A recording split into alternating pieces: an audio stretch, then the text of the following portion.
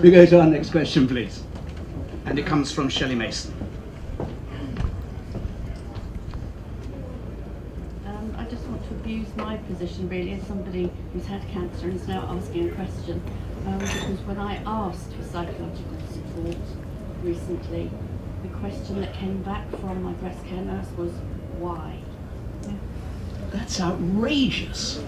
However, can I move on with my real question? Yes. Thank you. In light of the Francis report, and with the predicted shortfall in the number of NHS nurses hitting 100,000 by 2020, according to the Royal College of Nurses, how can we ensure that cancer patients continue to receive the highest possible levels of care? You preside over this, as it were, or your Secretary of State does. Andrew Jones. Well, I think there are a number of different factors in this. I think the first is that we have to protect the budgets. So the big picture is there will be enough money to provide care. But what does that mean? Sorry. Well, enough to meet the growing demand. It's basically health through either technological advances, new treatments becoming available, people living longer. We need to look at around 4% a year extra demand on cash just to stand still. So we need to protect the finances. So you're talking about 4% real terms or 4% in order to stand still in cash terms? 4% standing still in cash terms, yes. Which is why we've got the 4% target on efficiency savings within the NHS, plus the increase. But at the heart of this question, I think, is about compassion. And the Francis report, I have read the Francis report, and it's pretty harrowing reading. This isn't just about care for cancer patients. We want good quality care for patients of whatever illness people may have. And it's a struggle to think when people go into the NHS, either to provide nursing support or any of the other professions, how have they gone from starting from a compassionate perspective to the things that we were reading about in the Francis report? Do you accept the presumption of the question, which is, given what you've said about protecting the budget in the round, that there will still be a projected shortfall of 100,000? No, I don't think we can say anything quite as clear as that. I think we have... What would you say? What would be clear? Well, I do not know what the number will be. I don't think it's possible there will be to a quantify shortfall. That. No, I'm not even going to confirm that. I don't know the answer to that question. Okay. I don't think it's possible to look that far ahead and say there will be a shortfall. The RCN were looking at implementing a minimum staffing level, and then saying if we can't have that minimum staffing level, then we will have a shortage. I'm not sure it is quite as straightforward as saying there should be a minimum staffing level. So I don't really accept the premise of the question. Because you can make efficiency savings and allow you therefore to have fewer doing the same work? No, I don't think that's right either. I think we have to be much more sensitive to individual needs and let local NHS trusts manage what they think the correct staffing level should be. In some cases they might say it is 8 to 1, 7 to 1, but to have a blanket approach I don't think is quite right. So, example, I think you will need to have greater levels of staffing ratios if you're dealing with wards which have primarily geriatric patients rather than others. So I think we need to leave it to managers to deal with it locally and give the managers the budgets to deal with it.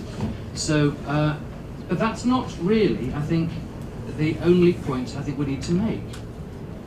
Because within the Francis report, it highlighted all sorts of things were going wrong within the system, and the system had somehow become distracted away from that core basic NHS idea, which is about compassion. I think we have to start measuring hospitals on compassion as well as on other areas, and that is exactly what the new Chief Inspector of Hospitals is going to do. Okay. Diane Abbott, two things I'd ask. One is that we don't rework the debate on the structural and changes to the NHS. Yeah, we're where we are. Sure. Secondly, you would recognise that the RCN, for all its fine qualities, is also, to all intents and purposes, when it comes to numbers, something of a trade union. And in that context, do you, first of all, take the view from your position that there is going to be a shortfall of this number, or is it an avoidable one within the budgetary constraints that the NHS has? You know, I want to avoid making party political points about the cuts. Of course the RCN is a trade It's union. such a strenuous challenge for you. You're doing wonderfully well so far. I know. I mean, of course the RCN is a trade. RCN is a trade union. Let me. I mean, we will soon see, particularly as the winter comes on, whether hospitals have the staff they need or not. I wanted to make a point though about levels of care, including care for cancer patients. And I want to say something which is not the Labour Party's official view, but it's my view, that my government made a mistake in moving towards an all-graduate nursing profession. My mother was a nurse. She was that generation of West Indian women that came here in the 60s. She was what they call an SEN. Young people remember what that was. I cannot imagine my mother coming off shift any day and leaving a patient in their own faeces, needing a glass of water, in any way uncomfortable.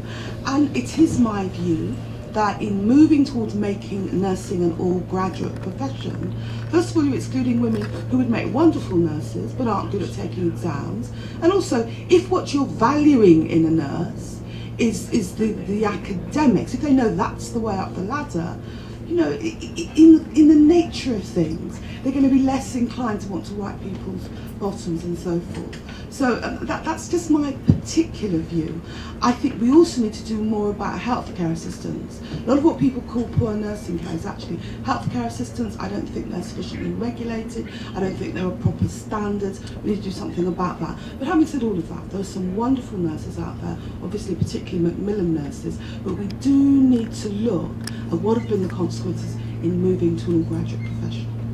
Paul, I will bring everyone in, for as many as possible. Paul, I know you've got to go to another meeting, so just come in with this. Just four things I think are very important. I think it's not sufficient to say that it's the responsibility of the hospitals to get it right. I think there's also accountability of the hospitals for getting it right, and therefore there's an issue about how you demonstrate that. And I think that's one of the roles that the new Chief Inspector of Hospitals has to discharge. And I think there are four things. One is hospitals need to be able to demonstrate on a real-time basis that they have enough staff in every shift to do the job that needs to be done. They need to have the equipment, the means to measure and demonstrate they've got the right mix of skills on the ward at any particular time. So Andrew's point there is absolutely right.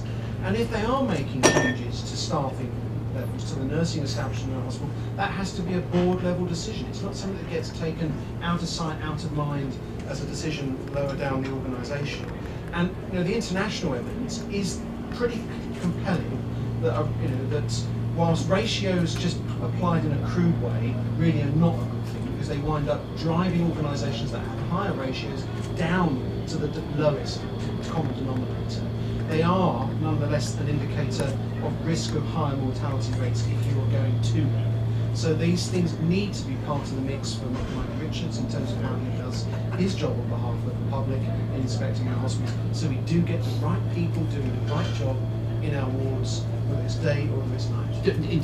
Do you take the view that within the budgetary constraints which are projected between now and 2017-18, that it will be possible, or should be possible, there is no reason why hospitals should not be providing the level of nursing care that is required, given that constraints are so tight? Yeah, I mean, the reason I think that it is possible, and I don't pretend that it's not difficult because of the very constrained resources the NHS has, although there is the commitment this government has made, it's this, that the cost of failure, the cost of getting it wrong, is a longer stay in hospital, is a complicated extra set of treatments that are necessary.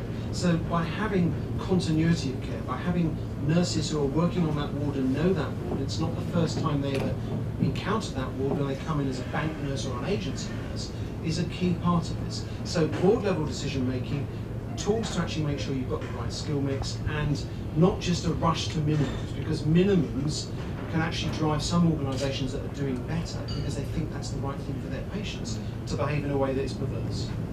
Thank you. I will bring you in, John, but I just want to hear a bit from the audience. For those, anyone who hasn't spoken so far, yes, anyone not yet spoken who wants to speak on this, I'll take. Can I speak as a nurse? You certainly can, ma'am, but just in 1 second, you may speak as a nurse. about the compassion.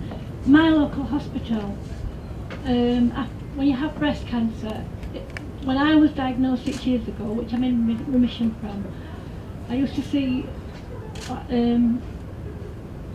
for 6 months I'd see my local hospital, and 6 months I'd see a doctor from a specialist cancer hospital in Sheffield. Now the cancer patients are seen 3 months after they've had the treatment, and then they are not seen again. They are referred, they have to refer themselves back in. If they feel like they've got something wrong and they think, oh, could it be cancer? They have to refer themselves back in. Now, I'm part of a support group in Rotherham called Rotherham One-to-One Macmillan Support. And basically what we do is, when people have had treatment, we only for breast cancer and gynae, we see ladies, spend like an hour for 6 weeks with them, and we go for a coffee, or if they want to go for a walk, and they talk about the emotional and the psychological needs. Now this is implemented by the breast nurses. They after they've been evaluated, they say, oh, we've got a lady where we think could need a little help to move on to a journey. Now all these ladies, including myself, think, why are we not being seen anymore? It's like we've lost that little comfort blanket, and that's what I want to know, what NHS, what the government are going to do about that. Both Andrew and John have come in, so John, you wait. Yeah, something, can I address the central issue of compassion, which is terribly important, and something that we haven't raised yet as part of this answer to the question, and that is one of the best measures of compassion is actually asking the patients themselves. Now there's something out there called the National Cancer Patient Experience Survey, which the last one, recently published, highlighted that care was improving in certain areas, but it was falling down in many others. Now we need to learn from that, because that's one of the best ways of actually addressing the compassion issue and addressing the care issue more generally. The problem is, and this is something that the All-Party Group on Cancer has been campaigning hard on recently, is that it's only undertaken every 2 years. What we think should happen is that it should be undertaken, this survey, patient experience survey, every year, and then it should be put into the local CCG outcomes framework, which is called the outcomes indicator set, because it should be used as a measure of how local CCGs are actually performing when it comes to patient experience itself. My hope is, and the hope of many others, is that the issue of compassion, the issue of experience, the issue of how good is that care, will then be embodied into a measure so that we can actually say to CCGs who are failing, look, you've got to pull up your socks and let's have best practice. Just quickly, I think that it's good care is far more complicated than a staffing ratio, and at the heart of it is compassion. It is compassion that drives people to take medical careers in the first place. I look at my own local hospital, which is in Harrogate, which is my constituency, and it is highly regarded for cancer care, one of the best in the country. It does not meet RCN ratios. The staffing numbers are wrong for that, but it nevertheless manages to deliver top, nationally leading quality service.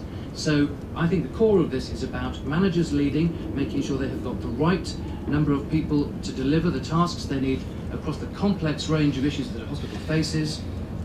But at the heart of it is compassion. And the people I meet whenever I go into my local hospital are just fantastic. I always come away feeling inspired by them. We're going to come to our nurse next, speaking as yourself and as a nurse, two being indistinguishable. I must say I've never actually worked as a proper nurse. I did nursing and midwifery in order to do health visiting, and then I spent my last 10 years in palliative care. When I trained, it was probably Diane's mother's era.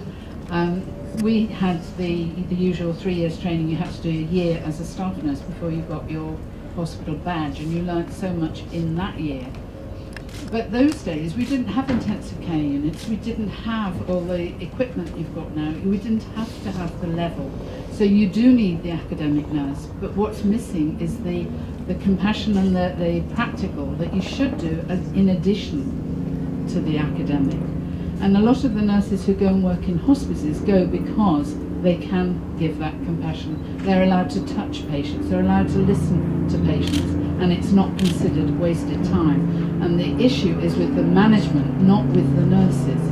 If the nurses were given the training for their specific role, and I've got a bit here from the nursing, Royal College of Nursing, not nurses, which is from a nurse who is concerned because the GPs are asking healthcare, not healthcare assistants, they're calling their receptionists healthcare assistants, asking her to train them to do, take blood tests, blood pressures, the ear syringing, cervical smears, giving contraceptive pill checks, and she lately discovered some that were running anticoagulant clinics, taking blood tests and altering the patient's warfarin dose.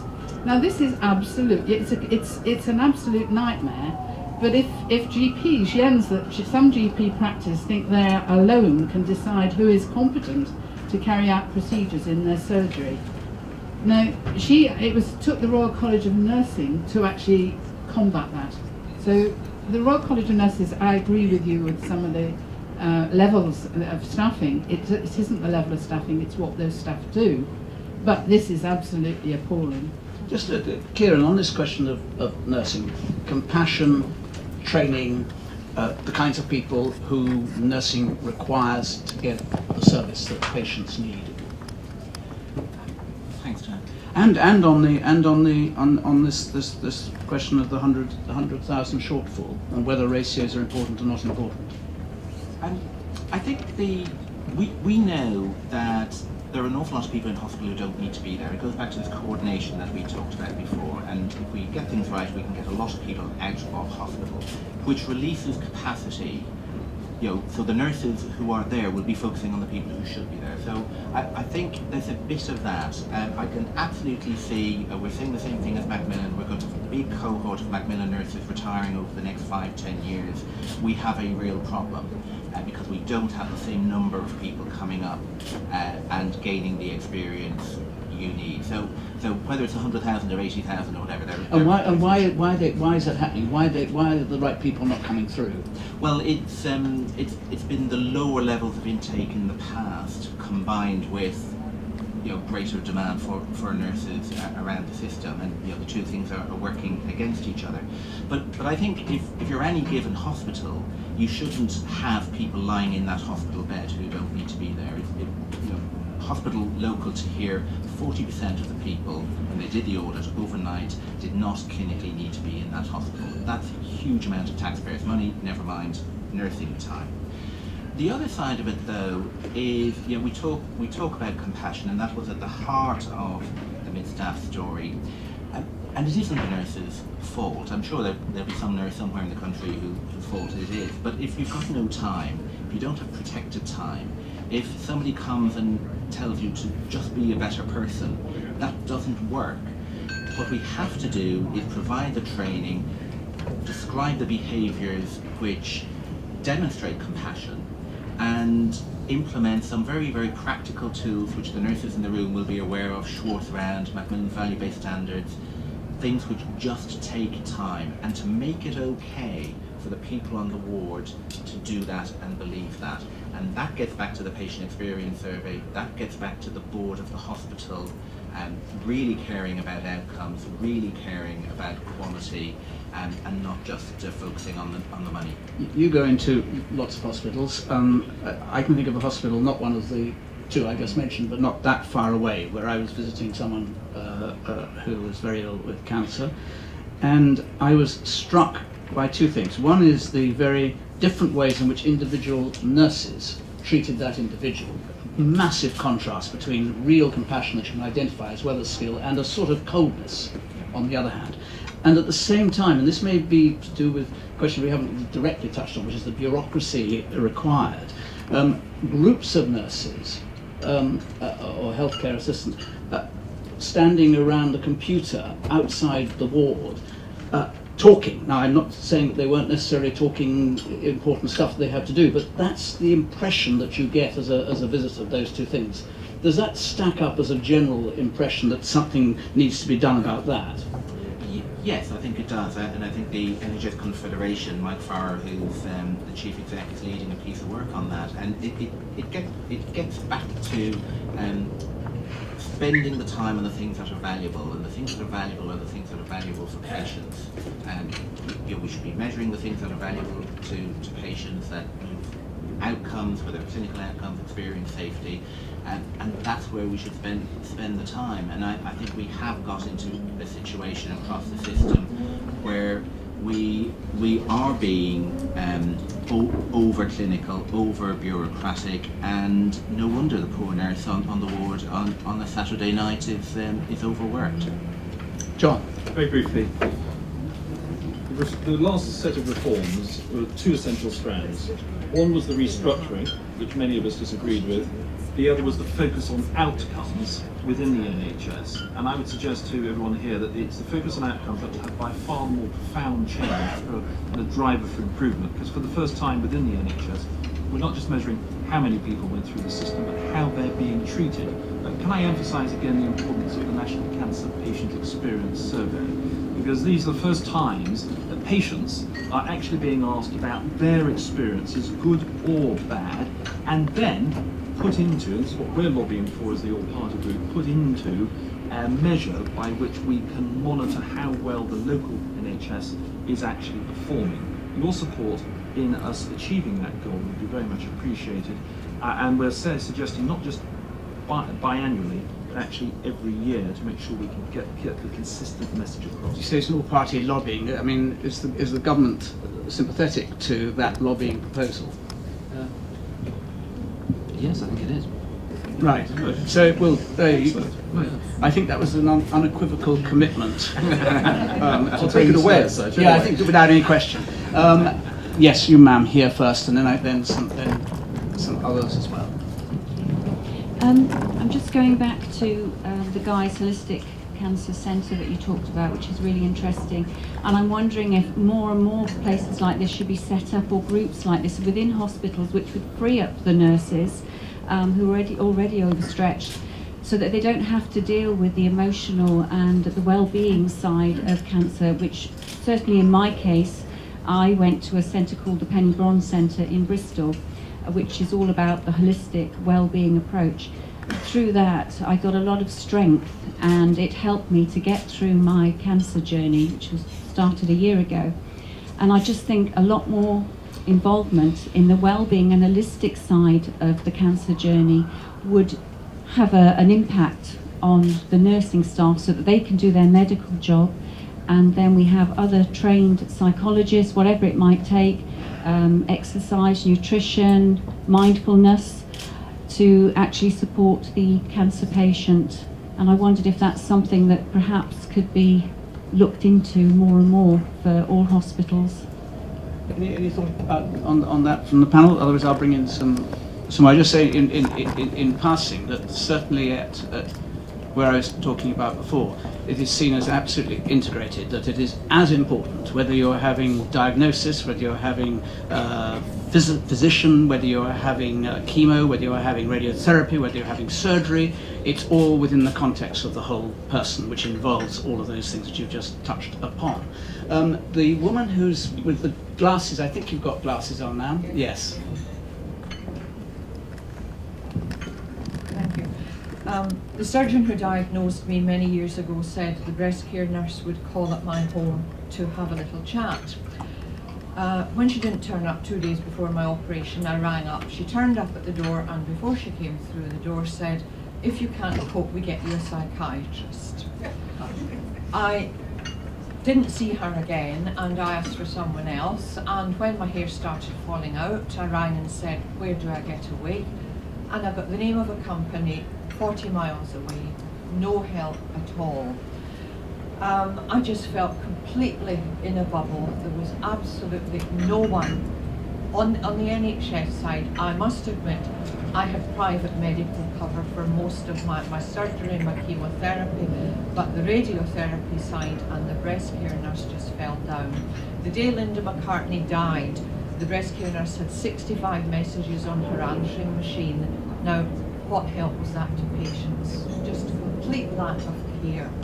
and I had no family living nearby apart from my husband who had a breakdown.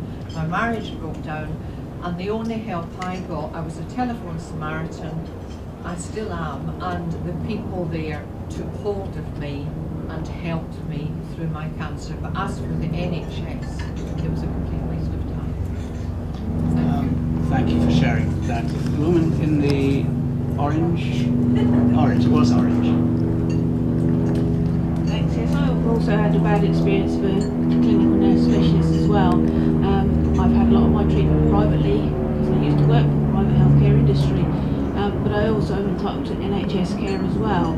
Now I'm a patient who is incurable, terminal, whatever you want to call it, living with cancer, and I find it extremely difficult to actually get hold of anybody. If you have a problem, who do you ring? The CNS probably isn't interested. First thing she said to me the other day was, oh, well, you've got private healthcare. Well, what relevance is that? I asked the question. I'd had radiotherapy. In my 6-year journey, it was the first time I'd had radiotherapy, and I'd got an infection, but I didn't know that, and I was asking for her help, and all she could turn around and say was, you've got private healthcare.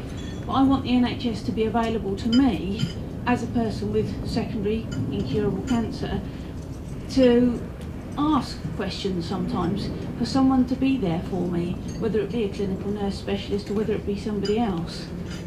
May I ask you, without naming the hospital necessarily, which part of the country That's in West Sussex. In West Sussex.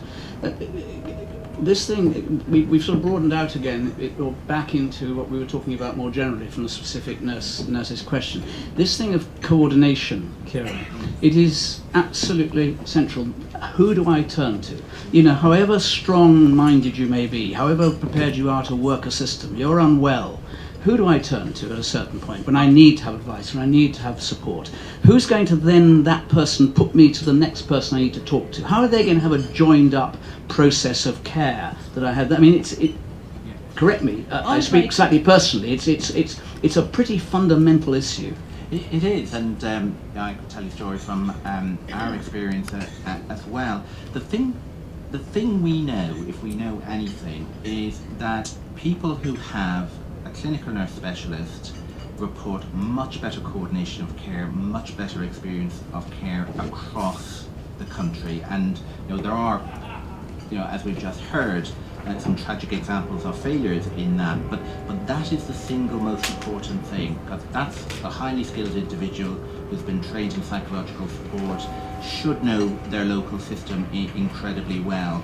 And I can tell you a story from Manchester where we did a piece of work where there are a bunch of women with breast cancer who were not getting out of hospital as quickly as they should. Why was that? Because the social care coordination and the clinical nurse specialists were told not to work outside the hospital. So again, it's one of these things, it's not rocket science, simple solutions to a lot of it. And we're just hearing the effect of where that breaks down, and I think it's down to all of us to lobby harder, fight more, argue more, debate more, explain more, whatever it is we have to do. Diane? Well, I think that there is a need for much greater coordination. And just to go back on what I was saying earlier, because there was a nurse there, I'm not saying you don't need academic nurses. I'm just saying it shouldn't be an all-academic profession. That's all I'm saying. Okay. Lots more voices. I'm just going to take a few more and then break us up, as it were, so that you can carry on talking if you wish to for the amount of time we've got left. So, so difficult. You, ma'am, first of all. Hi, I just wanted to make a quick point because I feel a bit besieged on behalf of my care team when I had cancer, because they were incredible on the psychological support part of things. I received that from every person that was in my care team, from the maxillofacial surgeon that I first saw and operated on me and took biopsies, from the nurse that took care of me when I stayed overnight after the operation, to the oncologist, to his assistant, to the other consultants I saw after I saw him, to the Macmillan nurses who were my essential point of care. I had one who I called all the time. And to the people who took care of me in the day ward, to my GP, to everyone, the psychological care element was always there. And I'm not sure whether it's because I made a more of a direct point of speaking to all of those people about what I was feeling, and making it evident, that trying to do my best to meet them halfway, so they could kind of they had like an instinct of what I needed. So that was excellent. So I would like to say that that does happen, and that's my experience in particular. That well, no one, all of them did that. So I received that. But in addition to that, it's an important point for me to make that Dimbleby Cancer Care also helped out, because I was able to access their psychologists. And in addition to that, my boyfriend was able to use that. A year after my treatment finished, when all the things that you didn't have time to deal with at the time then bubble up, and you're kind of cast out of that cancer world, it was still there. And my oncologist now, even when I go for my checkup, still makes that psychological treatment on offer. It's not like a formal sit down and having a chat. It's just always ongoing. And I don't know why that's my experience, but that's my experience. So I would applaud the people at King's College around the treatment and people at Dimbleby in particular. So I have that holistic experience. Good. Yes, just on the second in from the left. I also support our treated at King's College. I had all the necessary support I needed. As from the time I was diagnosed, all the way through, the support was there. Then I would be even sent to Macmillan nurses, because I would just get the psychological care. When I phone to say I've got this problem, somebody will be there for me. And when I ask, who do you work for? They say, Macmillan, and you don't have to know who I am, just for the support system. Everything went so well. I'm sorry for the people who didn't have all these good things that we had. I really had very good time with my treatment. Up to now, everything goes so well. Thank you very much.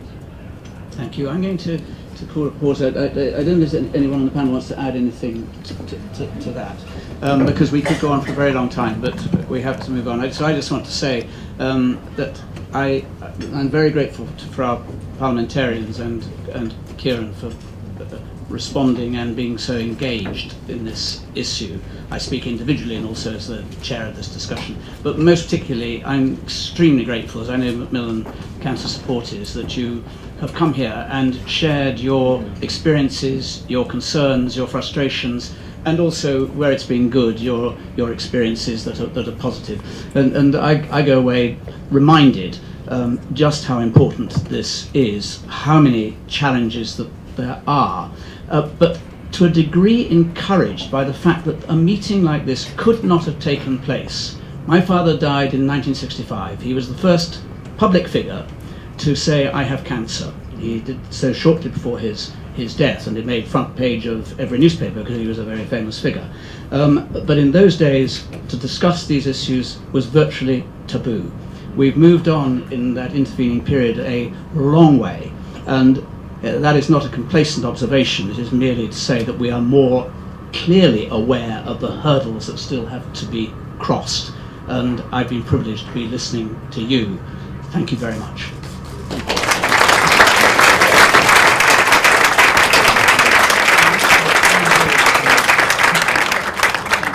And it might be very cheeky, but nobody said thank you to Macmillan yet. So can we just also thank Macmillan for running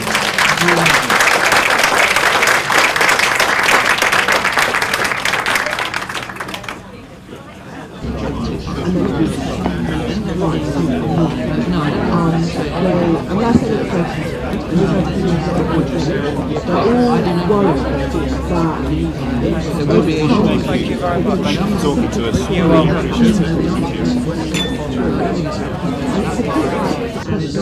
There will be a short pause. The RCN were looking at implementing minimum staffing and then saying we can't have a minimum staffing level